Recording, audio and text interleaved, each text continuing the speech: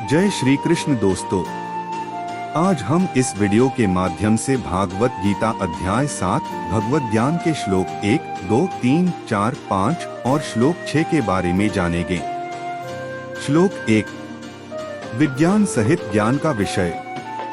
श्री भगवानुवाच मया सक्तं नाह पार्थ योगं युञ्जन् मदाश्रयः असंशयं समग्रं मा यथा ज्ञास्यसि तच्छृणु।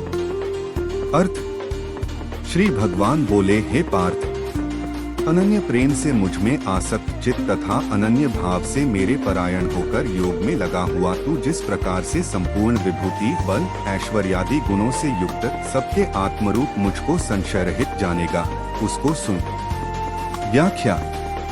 इस श्लोक में भगवान श्री कृष्ण अर्जुन को यह समझाने का प्रयास कर रहे हैं कि अगर कोई व्यक्ति मन, बुद्धि और आत्मा को श्री कृष्ण में लगाकर योग साधना करता है तो वह व्यक्ति भगवान के वास्तविक स्वरूप को जान सकता है।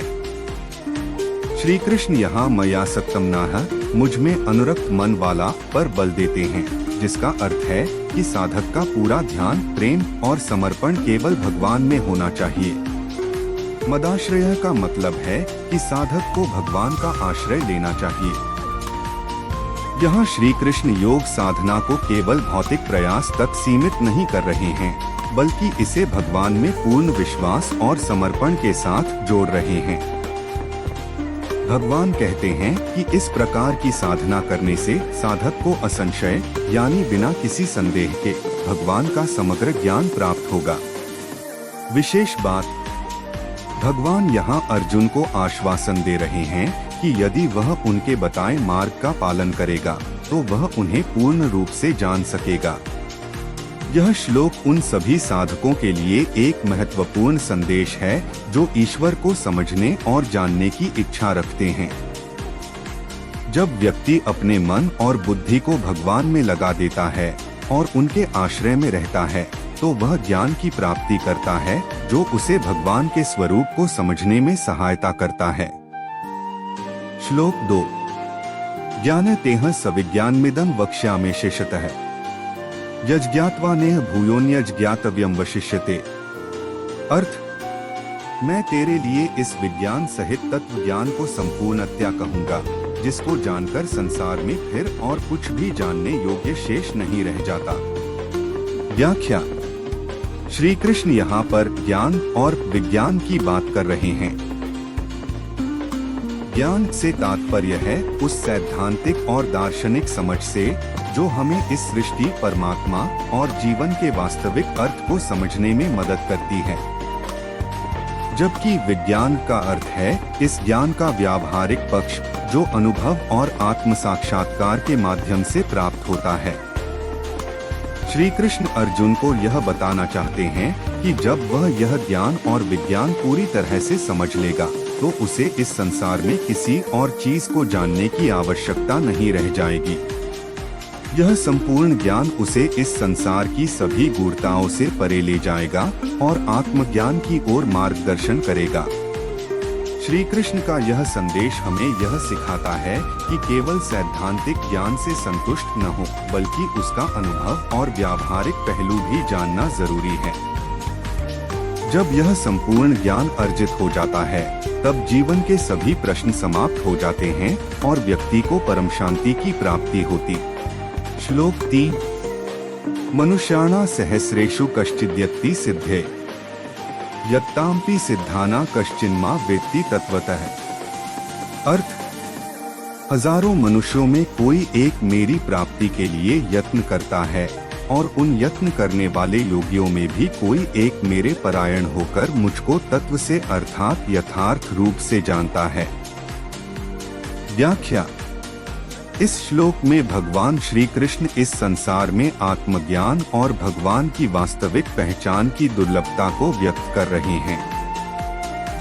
उनका कहना है कि हजारों लोगों में से केवल कुछ ही लोग आत्मिक उन्नति के मार्ग पर चलते हैं और उनमें से भी बहुत कम लोग ही वास्तव में ईश्वर का सच्चा ज्ञान प्राप्त कर पाते हैं।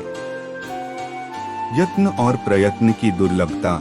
यहाँ श्री कृष्ण कहते हैं कि संसार में अधिकांश लोग सांसारिक भोग विलास, धन संपत्ति और अन्य सांसारिक सुखों के पीछे भागते हैं। बहुत ही कम लोग ऐसे होते हैं जो आत्मिक उन्नति और सिद्धि की ओर प्रयत्नशील होते हैं। इस श्लोक में यत्ति का मतलब है प्रयास करना और सिद्धे का अर्थ है सिद्धि प्राप्त करने के लिए। सिद्ध पुरुषों की दुर्लभता। जो लोग आत्मिक मार्ग पर चलते हैं उनमें से भी बहुत कम लोग ही वास्तविक रूप से सिद्धि प्राप्त कर पाते हैं। सिद्धि प्राप्त करने के बाद भी उनमें से भी केवल कुछ ही लोग भगवान को उनके असली स्वरूप में जान पाते हैं। यहाँ तत्वतः का अर्थ है तत्व रूप से, अर्थात भगवान के वास्तविक स्वरूप को जानना। भगवान की पहचान, भगवान को उनके असली रूप में पहचानना बेहद कठिन है। केवल वही व्यक्ति जिन्होंने अपना अहंकार, माया और अन्य सांसारिक बंधनों को त्याग दिया है, भगवान के वास्तविक स्वरूप का अनुभव कर सकते हैं।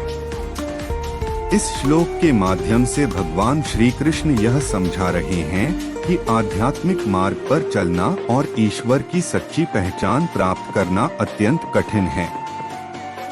इसके लिए बहुत अधिक प्रयास और साधना की आवश्यकता होती है और केवल वही व्यक्ति इस लक्ष्य को प्राप्त कर पाते हैं जो पूर्ण रूप से समर्पित होते हैं। श्लोक 4-5 भूमिरापोन्दो वायुः खं मनो बुद्धिरेव च अहंकार इत्यमे भिन्ना प्रकृतिरष्टधा अप्रेयमितस्त्वन्या प्रकृति विद्धि में परा जीव भूता महाबाहो ययेदं धार्यते जगत। अर्थ पृथ्वी, जल, अग्नि, वायु, आकाश, मन, बुद्धि और अहंकार भी इस प्रकार ये 8 प्रकार से विभाजित मेरी प्रकृति है। यह 8 प्रकार के भेदों वाली तो अपरा अर्थात मेरी जड़ प्रकृति है और हे महाबाहो, इससे दूसरी को जिससे यह संपूर्ण जगत धारण किया जाता है, मेरी जीवरूपा परा अर्थात चेतन प्रकृति जान। व्याख्या। इस श्लोक में भगवान श्री कृष्ण अर्जुन को बताते हैं कि यह संसार जिन 8 तत्वों से बना है वे सभी उनकी विभिन्न प्रकार की प्रकृति के 8 तत्व हैं। श्री कृष्ण कहते हैं कि ये 8 तत्व हैं। भूमि, पृथ्वी यह स्थूल तत्व है जो सभी भौतिक वस्तुओं का आधार है। अब जल यह भी स्थूल तत्व है जो जीवन का आधार है और सभी तरल पदार्थों का निर्माण करता है।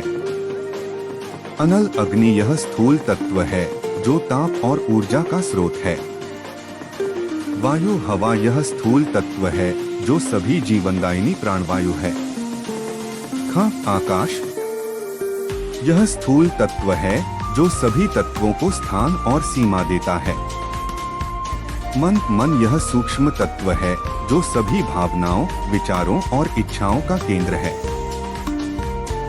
बुद्धि यह सूक्ष्म तत्व है जो सभी निर्णय लेने और समझने की क्षमता को दर्शाता है। अहंकार यह सूक्ष्म तत्व है जो व्यक्तित्व और आत्म परिभाषा का प्रतिनिधित्व करता है। इन 8 तत्वों को मिलाकर ही पूरी सृष्टि की रचना हुई है। श्री कृष्ण यह बता रहे हैं कि ये सभी तत्व उनके ही विभाजन हैं, यानी ये सभी भगवान की महाशक्ति के रूप हैं। ये तत्व मूल रूप से प्रकृति के आधारभूत घटक हैं और इनके माध्यम से ही इस संसार की समस्त गतिविधियां चलती हैं।